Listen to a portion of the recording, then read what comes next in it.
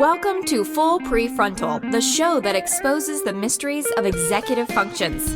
This show is a collection of conversations about the role of the prefrontal cortex, which impacts your focus, planning, problem-solving, emotional balance, and independence.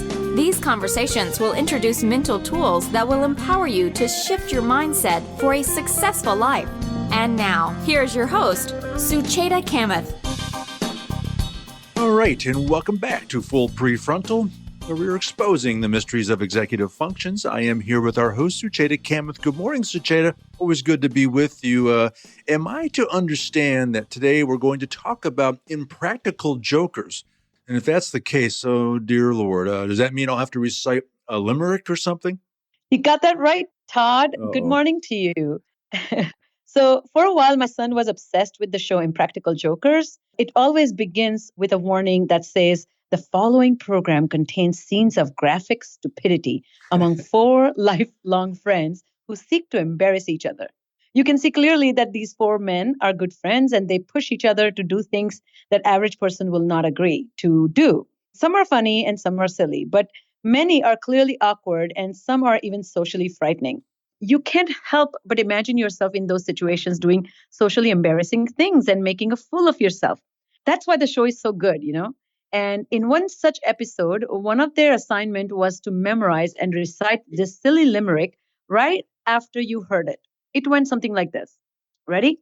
Uh-huh. Hey, buckaroo, how are you? Whipped cream on top and cherry too. Pleated pants, yes I do. A steam engine goes, choo choo choo. Go ahead. Oh, Go ahead, my. Todd. Try it. Hey, buckaroo, how are you? And something about a cherry on top. That's all I could remember. Good Lord. You wouldn't think that would be that hard, but yeah. Wow. Well, sorry, Todd. I didn't mean to blindside you like that, but it's hard, isn't it? Do you know why it's hard? Because it involves working memory. We use working memory to recite things, to follow multi-step directions, to listen to a presentation while taking notes, and even while we are problem solving.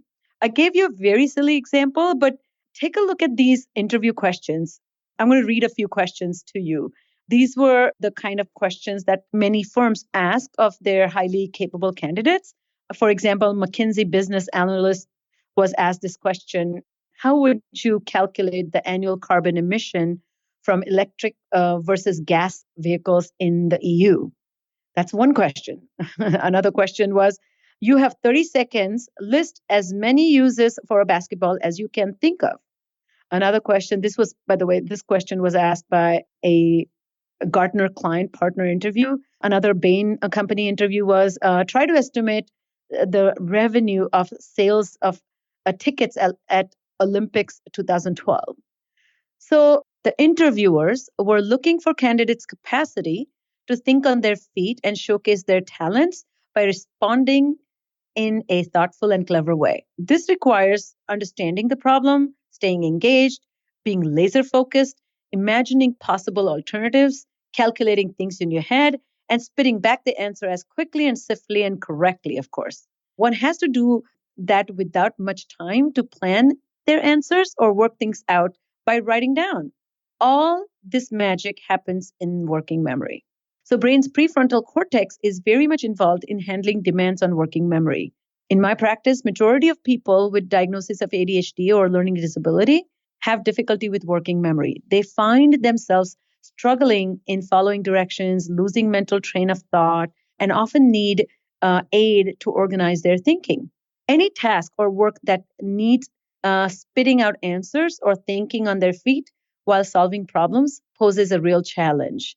I'm excited that today's podcast will explore this topic of working memory further and how can we help those who need help with their working memory.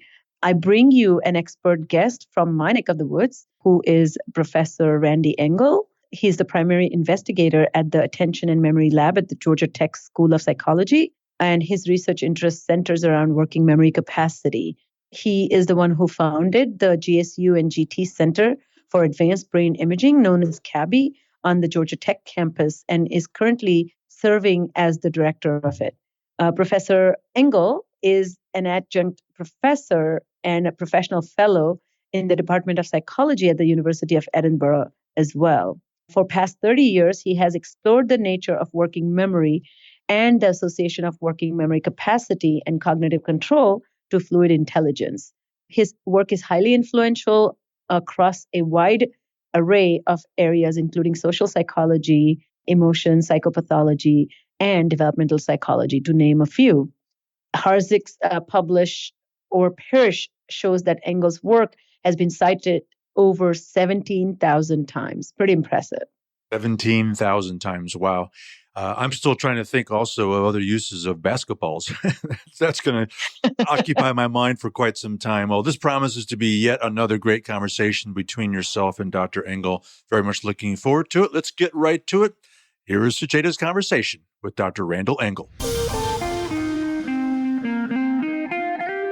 Welcome to the show again, Dr. Randall. We are so delighted to have you. Today, we are going to talk about how to handle challenges with working memory and possible interventions.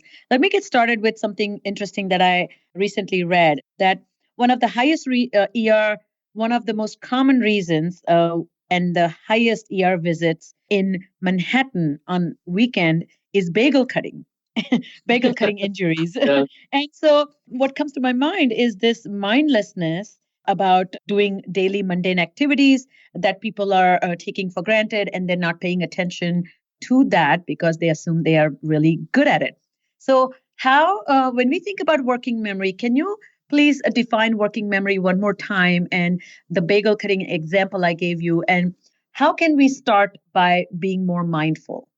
Well, working memory is a system, the way I think about it, and it is this temporary information that we have attended to at some point. But the critical element here is attention. And so the example that you gave of bagel cutting, and I can speak to that very, very personally, an injury myself, not with bagel, but with something else.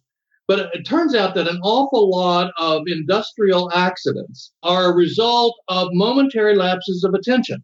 And it's usually something that people have done many, many, many, many times. And so they have a momentary lapse of attention, relying on the automatic aspects of their system to take care of that, and it doesn't work.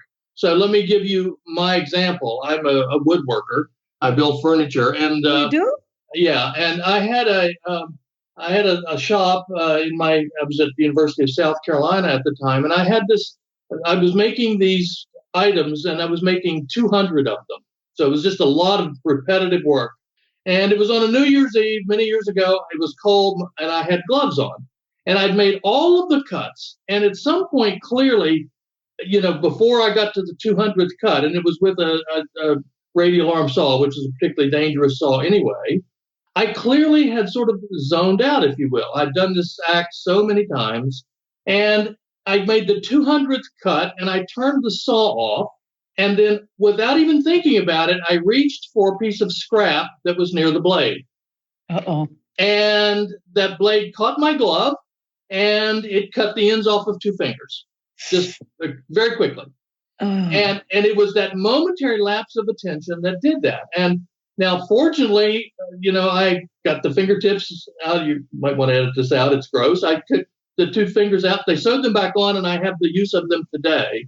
But that momentary lapse of attention, and as somebody who I'm working with dangerous tools all of the time, with chainsaws and table saws and so forth, all of those are quite dangerous if you are not attending all the time. And so many accidents are a result of that momentary lapse of attention, just momentary lapse of attention. And even in people who are highly skilled in that device, if they just let their attention wander for a moment, then that kind of thing can occur. So it doesn't surprise me at all about the incidence of bagel cutting accidents, because you see it in all industries. So surely, because to me, it's very interesting. If you look at mindfulness practice as a way to circumvent this temporary lapse in attention, yeah, and particularly when it's mindless. Yeah. What the problem is, to be mindful also requires you to commit to being mindful and rein back that attention. Absolutely. And so what are the strategies for that? Well, I think that there are strategies, and I think we can get better at it. another personal story here is about 5 years ago. I'm really interested in this idea of mindfulness and the ability to prevent mind wandering. And so I started reading Zen masters. And the author that I read the most is a Vietnamese monk by the name of Thich Nhat Hanh. Oh, yes, I've read a lot of his work. Yeah. Pardon? I've read a lot of his work. I love his work. He's got wonderful books on the idea of mindfulness. And when you think about what Zen masters do, they, in fact, have incredible control over their executive attention. And so they will teach you to focus on a breath and maintain your focus on something as mundane as taking in a breath and focus on that breath all the way in and all the way out. And you do that repeatedly. I think all of us, and my students thought I'd flipped out, that I was reading all this Buddhist literature. But in my opinion, these people know more about mind, how people control their own mind and strategies for doing that than we cognitive scientists will ever know. So clearly we can get much better at that. I'm just convinced of it. And yeah, I'm a student of Hindu Vedantic principles and Hindu spirituality. And I'm an ardent practitioner of mindful meditation. It's actually integrated mindful meditation, which involves physical movement as well as breath control and chanting of mantras. Now, mantras, my study and my understanding of neuroscience has made me believe that one of the, two researchers from UPenn have studied this, that the chanting of mantra is literally occupying your mind with this repetitious action of whatever the sound syllables that you are focusing on, but it is to really block the other things from entering your mind. And to maintain your focus on that. And maintain your focus, yes. That's right, yes. And I see that to be very effective. In my practice, I have incorporated mindfulness practices. So the reason I wanted to just get that out into open and in our conversation, because I feel there's like a marinating the turkey before you bake it. So to improve your working memory and attention skills, you need to kind of have some fundamental framework of how mindlessness is invading your attention system. That's correct. I think that's absolutely correct. And I think so trying to train people to remember better or to attend better without some understanding of how easily our attention is captured by mundane thoughts, either external things, people talking next to you in the theater, or internally generated thoughts. So as I'm sitting here and I have thoughts about what I'm going to do for the weekend, I've got, lots of thoughts will just automatically sort of come to mind. My dog walks by and that's to remind me that he's trying to remind me I haven't fed him today. All of those things are competing. So we've got these internally generated thoughts, if you will, and externally generated thoughts, both of which compete for our attention. Attention is a unitary thing. It's not easily divided. We can switch it back and forth quickly sometimes, but it's a unitary thing. Exactly. And so if I'm attending to those things, and I'm letting myself be captured away because I don't know that I should prevent that, then I'm going to do less well in whatever task I'm doing at the time. Got it. So the research shows that there is an overlap between the networks that control the classes of cognitive ability, including working memory, attention, and goal management. In my practice, I find that designing therapeutic process around their metacognitive ability or their awareness ability, such as ability to reflect, ability to self-assess, can have a positive impact on their performance.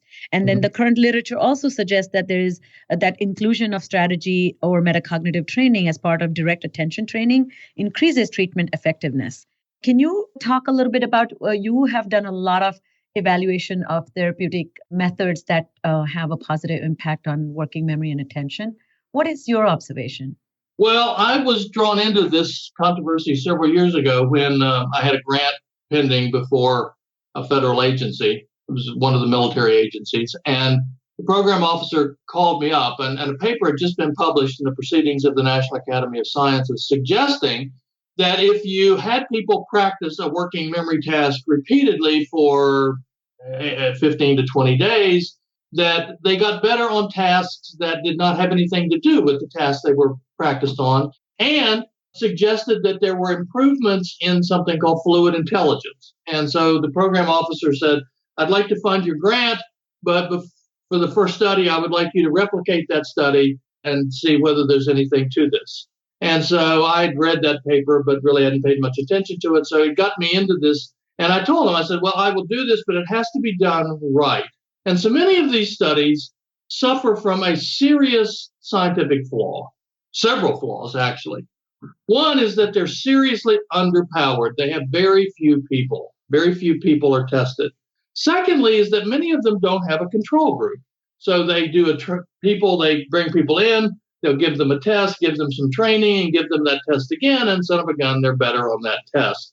But they don't have a control group that gets the test and then does something different for the same number of days, coming into the lab the same number of days, being attended to in some way for the same number of days, and then getting the test again.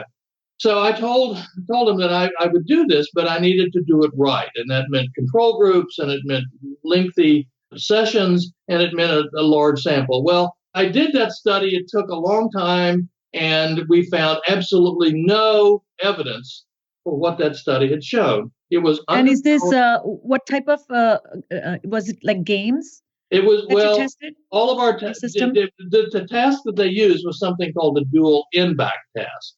Okay. And so that's the one we used because we were trying to replicate it. And it is so you're seeing a letter and you're hearing a tone. You got two different things. And when the letter is the same as the third one back, you're to press a button. Say it's the same. When the tone you hear is the same as the third one back, you're to press a button.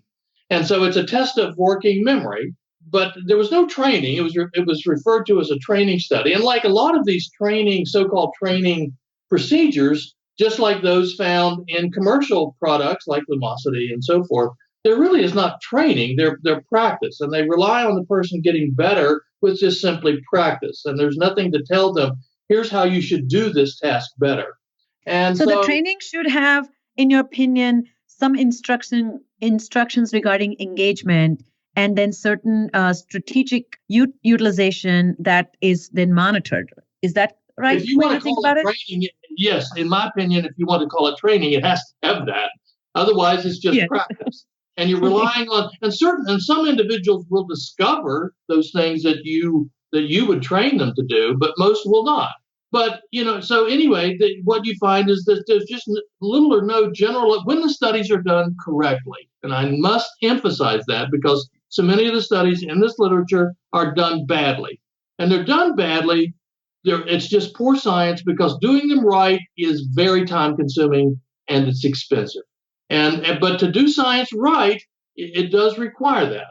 And when you do it right, in my opinion, there is no benefit of these simple so-called training programs that rely on just practice over and over again. And I've done many different tasks now over the years. We've got a number of big papers doing a lot of these different studies. So people will get better on any task they do. If I have you doing a task you've never done before, right? I don't know if you've ever played basketball, but I have you now practicing to shoot foul shots with your non-dominant hand. You will get better at that. People get better at almost anything you give them to do. But if you do it again and again, That's going to transfer to anything else. And so transfer is really the key element here. It's not just to get better on the task that you're performing, but it's to get better at tasks that you've not performed. So, for example, as I said, my wife is a school psychologist. And, that one of these programs, and I won't mention the name because I don't want to end up in court over this, but one of these programs is specifically geared for children. And they sell licenses to school districts, and they're very expensive. I mean, so my wife comes home one day and says, this company's trying to sell our school district a license for $50,000. And so every child in the district could play these games that supposedly improve working memory. I've shown repeatedly that those games don't work, you may get better on those tasks, but it's not going to improve on everything else. Now think about that. This is in a school district where that's about the beginning salary of a teacher. So the school system was considering, after talking to my wife, they backed off on it. but they were going to basically give the equivalent of a teacher. And this is at a time when they were literally cutting staff to have people do these games. So this is not just some little game situation. This is critical information that people are buying and paying for in hopes that their children are going to be better in school. And I see virtually no evidence that these so-called brain training programs of that type have any benefit whatsoever. So is there anything that actually works that has been proven with good science behind it, that has managed to look at this? Because coming from a clinical practice as well as working with neuroatypical clients, patient pool, that no two brain injuries are alike and no two patients' profile is alike, no symptoms are alike. And so as a clinician, I'm catering and tailoring these strategies to help them develop skills to transfer and generalize into real life. And when I see a change in their quality of life, but it's much more difficult to measure that in a pure scientific way because there are so many complex aspects involved, but people can't be on hold. So how can we manage to do both simultaneously? Well, I think for one thing, what's really critical is if in fact attention control is at the core of all of this, and in my opinion it is, the ability to control your attention. Things that we talked about, mindfulness before, mindfulness training, things that can get people more aware of the need to control their attention, to not let themselves be distracted. I think if people understand that they've got maybe an injury or they've got a developmental condition that makes them more prone to being distracted, then they can take steps to prevent that. They're not going to eliminate it. In my opinion, there's no magic pill that's going to make this all better. But if people are aware that they are more easily distracted and therefore they have to work harder at preventing their attention from being captured by extraneous events, they can be better at it. And I think you as a therapist can do that. I think you can get them to better understand that, as if I'm in a situation where there's a lot of information coming in from all kinds of sources, that I need to focus on the one that is critical to what I need to do in this situation. If it's in the classroom, I need to pay attention to the teacher, and I need to not let myself be captured by the rowdy little boy beside of me. And this is particularly true in first, second, third grade little boys, right? Having their attention captured by other misbehaving little boys. I took my grandson to breakfast this morning. I do it on most Fridays. And there's a situation where, here's a bright kid, but he's still at that stage where, if there's something going on near him, he's going to have his attention captured away from the teacher. But if I tell him, your job here is to pay attention to the teacher. Try to ignore that little boy next door, right? And I think you can do that with your people who have brain injuries of various kinds, as you so aptly put it. Every brain injury is somewhat different. That's because every brain is somewhat different. We like to think that, we've got this one size fits all. Every brain is a somewhat different size. It's a somewhat different structure. There are huge differences in brains. And a big part of what I do is to look at the individual differences in people with normal brains, but they are clearly different in ways that are important to their ability to control and to focus their attention. Yeah, got it. And I think what I can relate to from my training experience, in quote, training here literally refers to number one is needs assessment, giving guidelines to help people identify what is their own need for self. And then the second way is to really help them control these deficits or disturbances or roadblocks by modeling more appropriate ways of handling it or exercising a certain way of thinking. And then finally, finessing usage of tools and strategies. And that's what rehabilitation or retraining or training the brain in quotes or behaviors to me in my practice look like.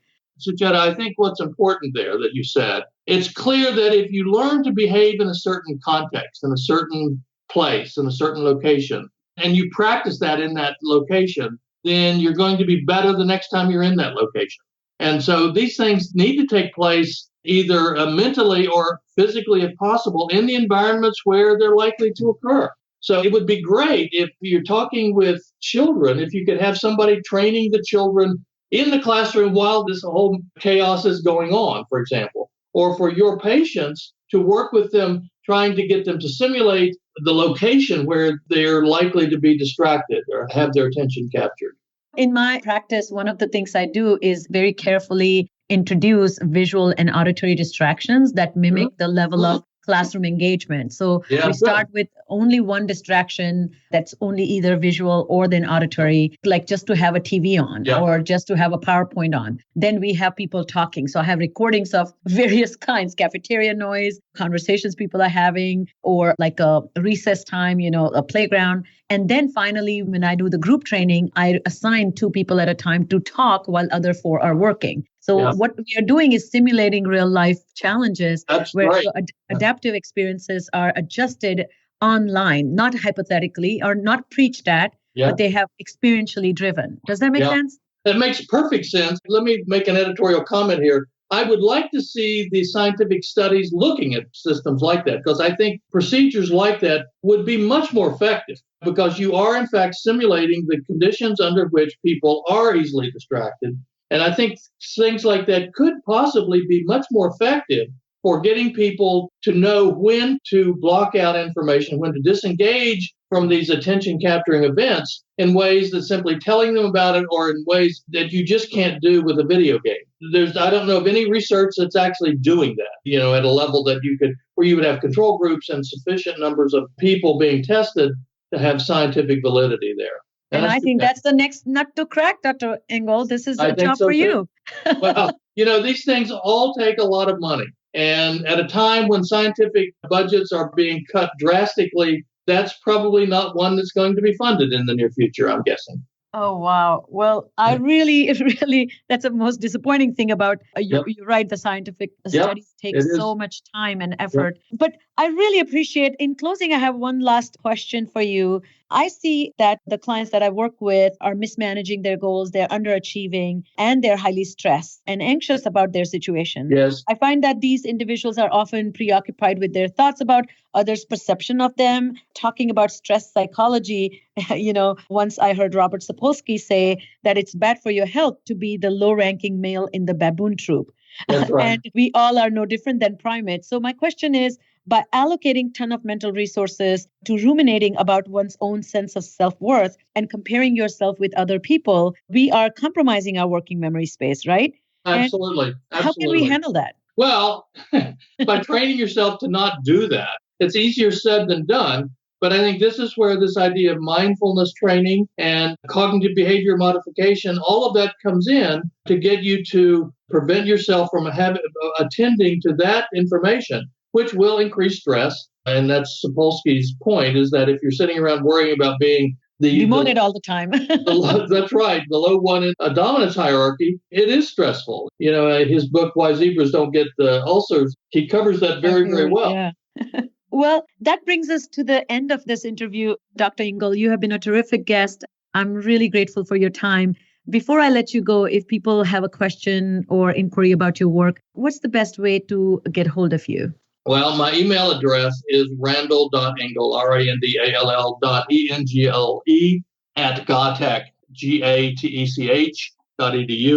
And if they Google my name, and my lab is the Attention and Working Memory Lab, but if they just Google Randall Engle, it will come up. And if they click on the site to my lab website, there's information there, and they can contact me through that site. All of my papers are available there. There's a 2002 paper in Current Directions in Psychological Science that is a really good introduction to this idea of the ability to attend to critical information and to block attention to non-task critical information. Thank you so much. We will link those things on our website. Once again, we are extremely grateful for your time. You're most welcome. Right. Well, as I suspected, Sucheta, yet another great conversation with Dr. Randall Engle. This conversation around working memory, I was thinking back to the limerick that you tried to have me recite for my working memory at the beginning of this episode. And I'm realizing now that to get better at that, I have to really focus on training my brain. So a lot of work I have to do on that front. But, I understand that we cannot train our brain unless we can get good at watching out for mindlessness, right? Exactly right, Todd. And that's probably the first takeaway. And maybe you can even think it this way, that watching the mindlessness and not let it go out of control is the training. So temporary information that we hold on to while we work on things defines part of the working memory story. But the critical component of working memory is attention and where it is directed. And that really is the foundation for designing anything that we design to train the working memory. Working memory system is very volatile, as I mentioned it earlier, and any momentary lapse of attention can be very costly. Of course, the most fun part or the sad part is it does not spare young or old ones, experts or novices, and it can cause havoc or even deadly results for anybody involved. The reason we become victims of everyday mindlessness is that we are trying to get rid of this moment in hopes that we will feel more gratified in some other moment in the future. And this is exactly what gets our attention tied up and our mind preoccupied in thinking about things other than what's in front of us. And so all the Zen masters and mindfulness experts are talking really about capturing the moment and cashing on that moment, really. Yeah, no, absolutely. And we've talked about being on autopilot, and I do a lot of things I feel on autopilot every day. I mean, I understand now and I see how I can do better. And that's exactly the premise of working memory training, Todd. The takeaway for me is that I would like to share with people is that we can do better. The question remains, how? So number one is to become more aware of attention slippage. Second is to rein back our focus, prevent mind wandering. And the third thing is to sharpen the skills of maintaining focus on task in hand. People often rely on automatic aspect of attention, particularly if we are dealing with something that we have done 100,000 times. For example, making coffee or getting yourself out of the garage and pressing the button to close the garage door. If you get the sequence out, or if you're on the autopilot, you may actually forget to close the garage door, or you may actually begin to close the garage door even when you are driving halfway through the door. Even practicing simple relaxation techniques where all you do is simply breathe in and breathe out can lead to improvement of that conscious attention. Watching one's breath is highly emphasized in many Eastern spiritual practices, in fact. And of course, it's become quite popular, but it's not really easy, if you know what I mean. Well, I sure do. And thinking about taking deep breaths, I mean, I sometimes do that as well as closing my eyes just to focus better. I felt like I was okay at that, but it sounds like I need to go a lot further towards, you mentioned these Zen masters and their deep level of concentration. Is that even possible for someone like me? Of course, it's possible, Todd. With practice, anything is possible. Mindfulness practice can circumvent failures of working memory functioning.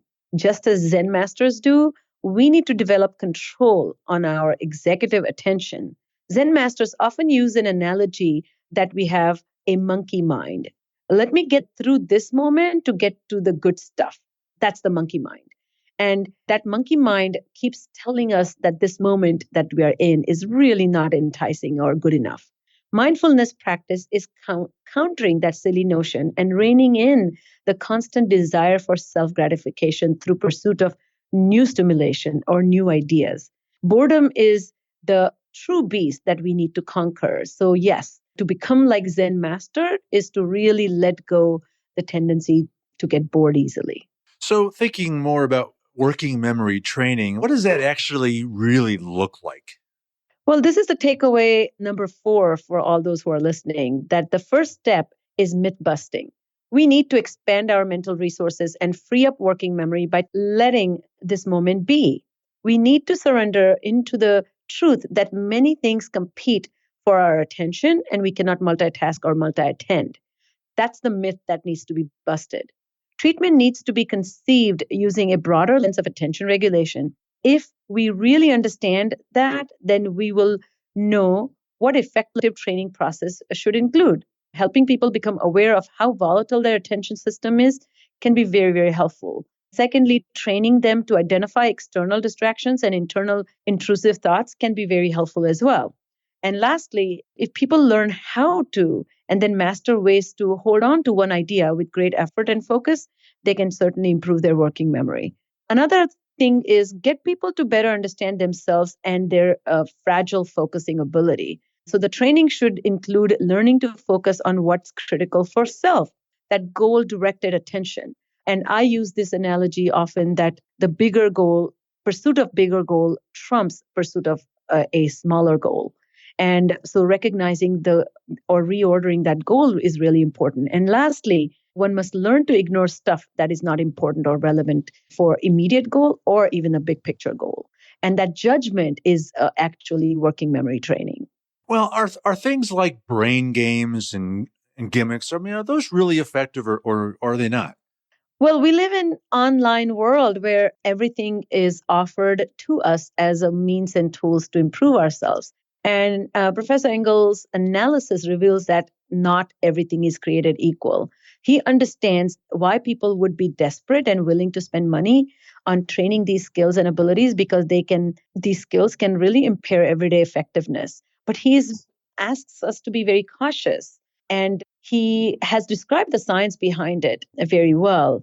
When he evaluated the possible benefits of training through games, his research suggested that they were relying just on practice. The games were relying on practice, and that was not adequate way of training working memory. Our brain is a powerful tool, and anyone can and will get better with anything by simply engaging in practice. So none of the tools he investigated showed improvement in transfer of these skills into a newer or unfamiliar situation. So no, in his opinion, brain games and gimmicks were not effective.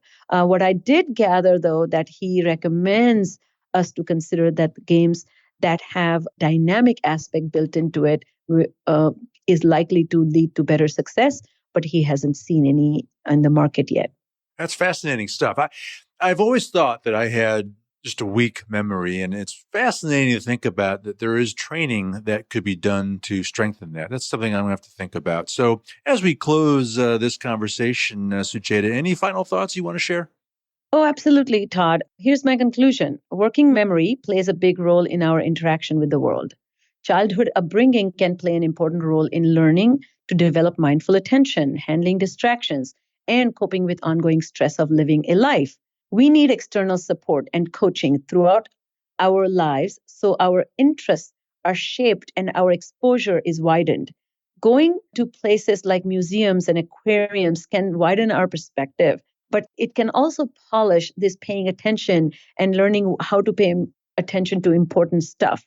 Playing with toys and building things, experimenting with stuff can really engage curiosity and force one to get off that autopilot mode. So finally, strengthening skills outside school is really the key. Parents and culture can set high expectations and make sure that children meet those expectations through compassionate support and careful supervision. And with all that together, when orchestrated well, can lead to sound development of working memory. Great stuff. And as I said, another great conversation between yourself and Dr. Engle. Good stuff. All right. All the time we have for today. On behalf of our host, Sucheta Kamath, and all of us at Cerebral Matters, thank you for tuning in today. And we look forward to seeing you next week on Full Prefrontal. Thank you for listening to Full Prefrontal, exposing the mysteries of executive functions. To contact our host, Sucheta Kamath, and learn more about her work on improving executive functions, visit her website at cerebralmatters.com. That's cerebralmatters.com. Tune in next week for the next informative episode of Full Prefrontal.